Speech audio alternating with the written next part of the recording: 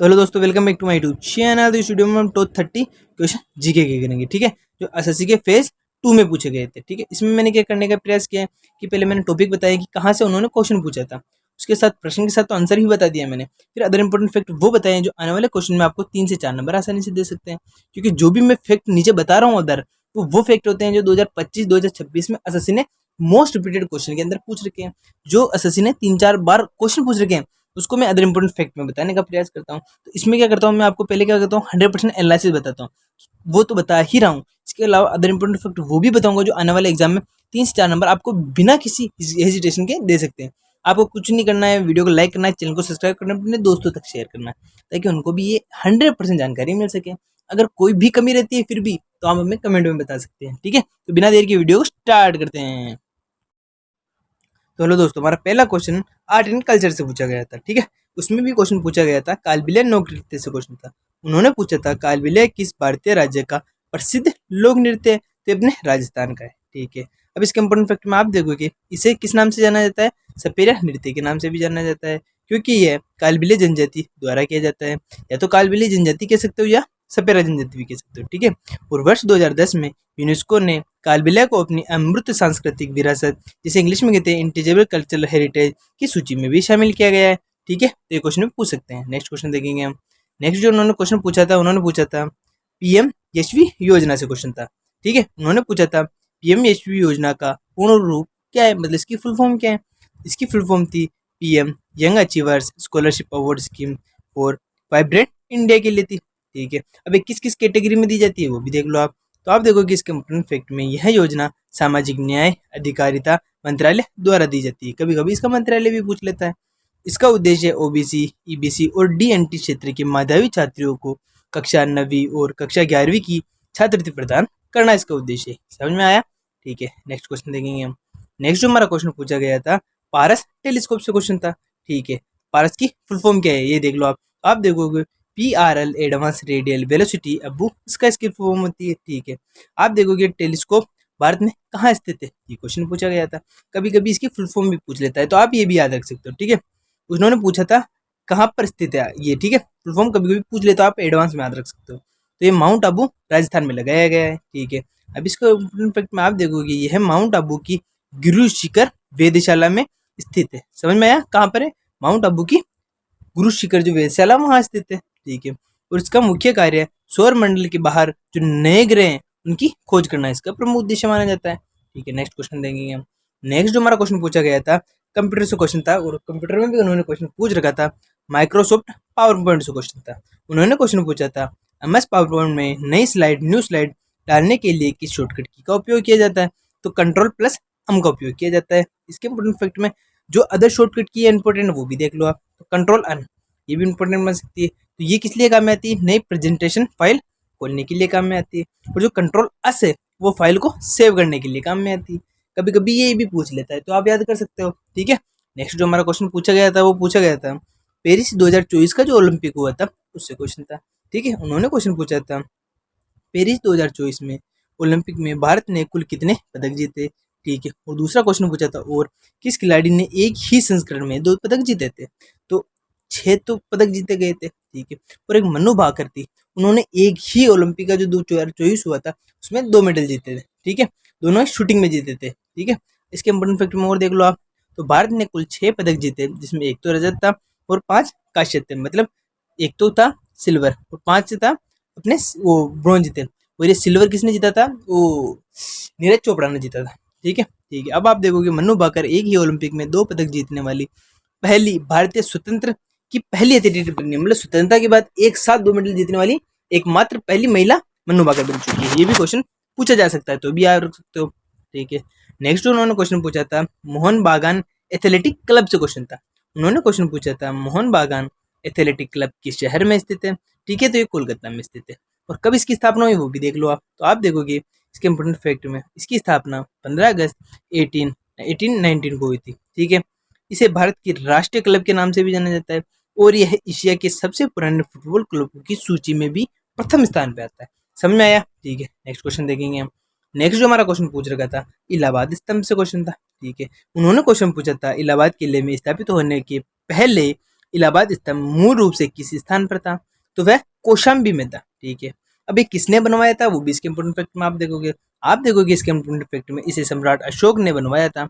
बाद में अकबर ने इसे कौशाम्बी से प्रयागराज इलाहाबाद में के किले में स्थानांतरित कर दिया था। ठीक है, इस स्तंभ पर समुद्रगुप्त की प्रयाग प्रशस्ति खुदी हुई है। प्रयाग प्रशस्ति के बारे में समुद्रगुप्त की सभी विजय बहनों को बताया गया है। ठीक है, समझ में? नेक्स्ट क्वेश्चन देखेंगे हम। नेक्स्ट जो हमारा क्वेश्चन पूछा गया था मुगल सम्राट में औरंगजेब से क्वेश्चन था। ठीक है, तो औरंगजेब में आप ये भी याद रख सकते हो कि 1707 में इसकी मृत्यु हुई थी। ठीक है, इसमें क्या है ऑब्जेक्टिव पूछे, मतलब 3 ऑप्शन दे रखे थे, उनमें से कौन सा सही है वो पूछ रखा था। उन्होंने पूछा था औरंगजेब के बारे में कौन सा कथन सही है। ये तो ए था, बी था और सी था, मैं लिखना भूल गया इसमें। ठीक है, उन्होंने पूछा उसने 1679 में जजिया कर फिर से लागू किया था। ठीक है, सही है। उसने बीजापुर और गोलकुंडा पर विजय प्राप्त की थी। ये भी क्वेश्चन सही है। उसके लंबे दक्कन अभियान में मुगल साम्राज्य को आर्थिक और सैन्य रूप से मजबूत किया था। नहीं, गलत है। ठीक है, इसका आंसर था 102। उसके वहां पर तो उसको मजबूती नहीं घाटा का सौदा हुआ था।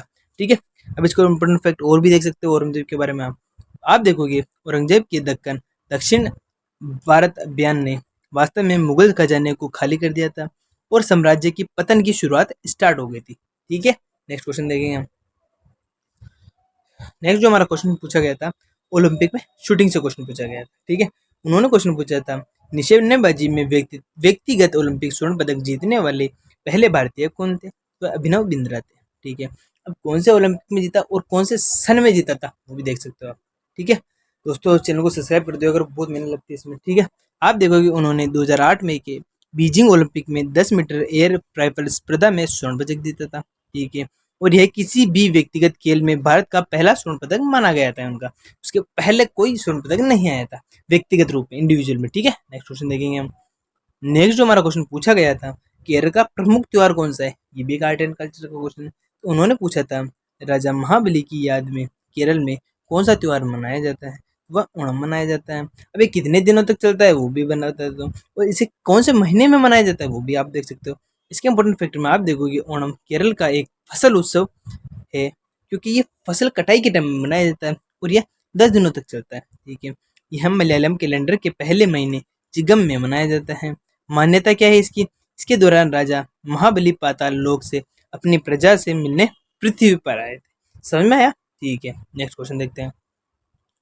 नेक्स्ट जो हमारा क्वेश्चन पूछा गया था भारत की जो थर्ड पंचवर्षीय योजना था उससे क्वेश्चन पूछा गया था। उन्होंने क्वेश्चन पूछा था भारत की तीसरी पंचवर्षीय योजना जो कौन सी टाइम की है? 1961 से 1966 की। ठीक है, उसके टाइम अध्यक्ष कौन थे? उसके अध्यक्ष थे जवाहरलाल नेहरू थे। ठीक है, अब उसमें क्या क्या हुआ था वो सारी जानकारी इस वीडियो में बता देता हूँ थर्ड पंचवर्षीय योजना की।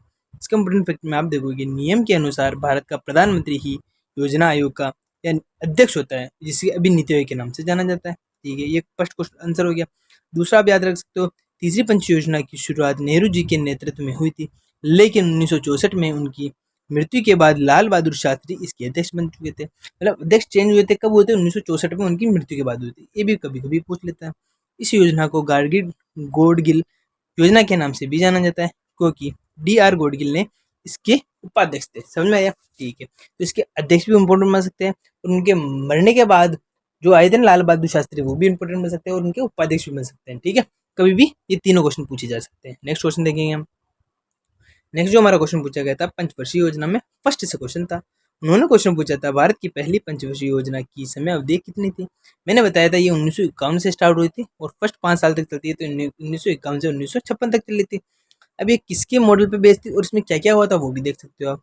तो यह योजना हेरोडोमर मॉडल पर स्थानांतरित थी, मतलब इस पर बेस्ड थी। ठीक है, उसका मुख्य उद्देश्य कृषि का विकास करना था। इसके दौरान भाखड़ा नांगल और हीराकुंड जैसी बड़ी सिंचाई परियोजना की शुरुआत की गई थी, मतलब स्टार्टिंग ऐसे की गई थी। समझ में आया? नेक्स्ट क्वेश्चन देखेंगे हम। नेक्स्ट जो हमारा क्वेश्चन पूछा गया था वो लैंग्वेज बिंदु से क्वेश्चन था। ठीक है, जो कि एक ज्योग्राफी का क्वेश्चन था। उन्होंने क्वेश्चन पूछा था पृथ्वी से सूर्य पृथ्वी से सूर्य पृथ्वी लैंग्वेज बिंदु L1 और L2 की अनुमानित दूरी कितनी होती है? तो वह 15 लाख किलोमीटर होती है, जिसे 1.5 मिलियन भी कह सकते हैं। ठीक है, अब इसके इंपॉर्टेंट फैक्ट में आप देखोगे भारत का आदित्य L1 मिशन इसी L1 बिंदु पर स्थित है। ठीक है, L1 बिंदु वह स्थान है जहां पृथ्वी और सूर्य का गुरुत्वाकर्षण बल संतुलित हो जाता है, जिससे अंतरिक्ष यान एक स्थिर स्थिति में रह सकता है। मतलब मैं बताता हूँ इसका मतलब होता है कि एक मात्र एक सा बिंदु होता है जहाँ ये और ये बराबर कंडीशन में आ जाता है, तो वहां पर जो लैंड होता है वो अपना हवाई यान कर सकता है। समझ में? नेक्स्ट क्वेश्चन देखेंगे। नेक्स्ट जो हमारा क्वेश्चन था प्रयाग प्रशस्ति से क्वेश्चन था, जो कि एक बुक मान सकते हो उससे क्वेश्चन था। उन्होंने क्वेश्चन पूछा था इलाहाबाद स्तंभ शिलालेख से प्रयाग प्रशस्ति के नाम से भी जाना जाता है, को सबसे पहले किसने डिस्कवर किया और उनका नाम अनुकरण किया? तो उन्होंने जेम्स प्रिंसेप ने किया था। अब जेम्स प्रिंसेप के बारे में इंपॉर्टेंट सारी बातें हम देख सकते हैं, ठीक है। आप देखोगे तो आप देखोगे इस शिलालेख की रचना समुद्रगुप्त के दरबारी कवि हरिशेन ने संस्कृत में की थी। कभी कभी इसकी लैंग्वेज से भी क्वेश्चन पूछ सकता है। इसमें सम्राट समुद्रगुप्त की विजय उपलब्धियों का वर्णन दिया गया है। जेम्स प्रिंसेप 1834 से 1837 के दौरान प्राचीन ब्राह्मी लिपि को डिस्कोड किया था, मतलब जो ब्राह्मी लिपि है उसको डिस्कवर इन्होंने किया था। समझ में आया? ठीक है, नेक्स्ट क्वेश्चन देखेंगे हम।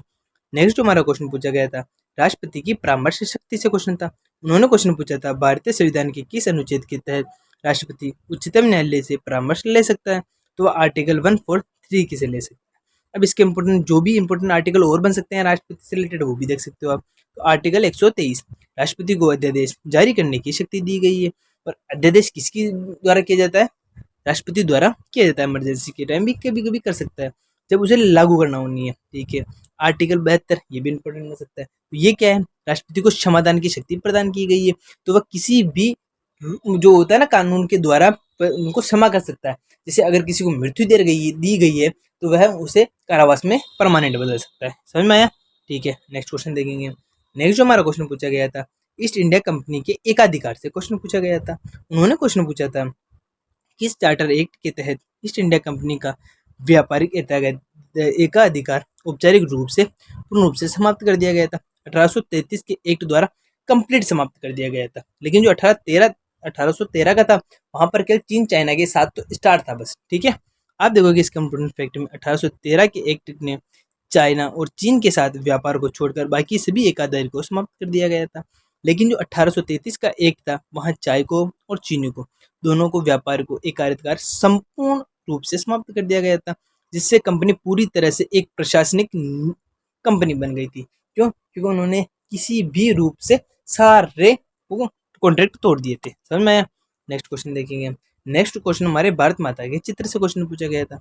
उन्होंने क्वेश्चन पूछा था भारत माता का प्रसिद्ध चित्र सबसे पहले किसके द्वारा बनाया गया था? तो वह अरविंद किसके अबिंदर नाथ टैगोर रविंद्रनाथ टैगोर द्वारा बनाया गया था, ठीक है। गलती से गलत टाइप हो गया था मेरे से। इसका इंपोर्टेंट फैक्ट में देखेंगे कब बनाया गया था। यह पेंटिंग 1905 में बनाई गई थी।